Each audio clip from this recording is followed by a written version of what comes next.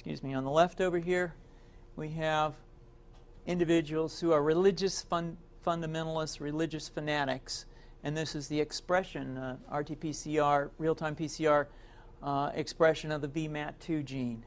Over here, we have individuals.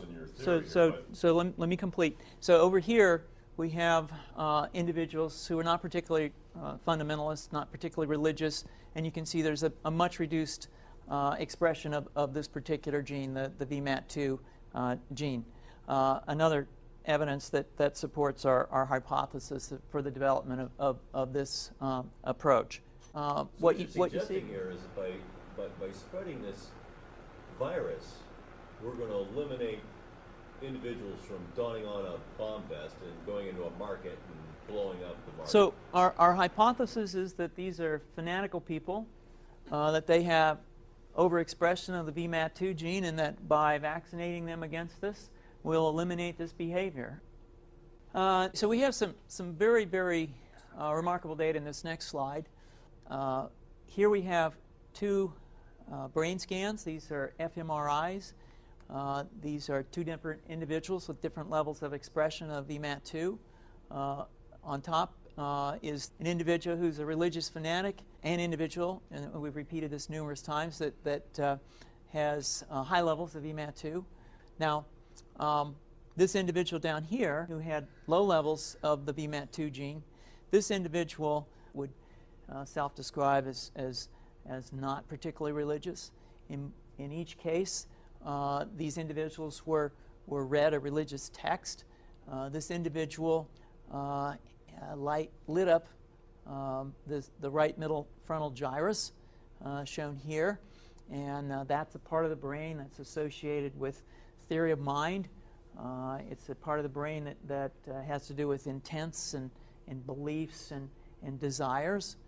In contrast, in marked contrast, here's an individual who would not particularly self-describe as religious, and when they're read a religious text, what you see is that this part of the brain called the anterior insula lights up. This is a part of the brain that's associated with disgust or displeasure on hearing something. So you're suggesting I take a CT scan with me when I'm evaluating people to determine whether I put a bullet in their head? So the data that I'm presenting here supports the concept that we're proposing, and I think that we would not propose to do CT scans or fMRIs on individuals out in the hinterlands of Afghanistan. The virus would immunize against this VMAT2 gene, and that would have the effect that you see here, which is it's essentially to turn a fanatic into a normal person. And we think that will have major effects in the Middle East. How would you suggest that this is going to be dispersed? Aerosol?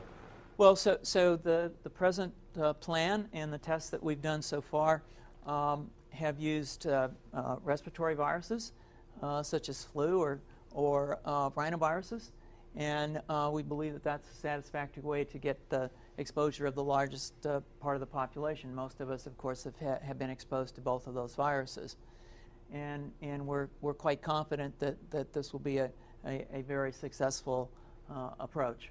This is fascinating. What's the name of this proposal?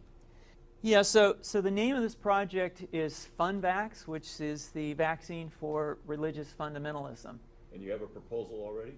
The proposal has just been submitted, and I think that the data that I have shown you today would support the development of this project, and we think it has great promise.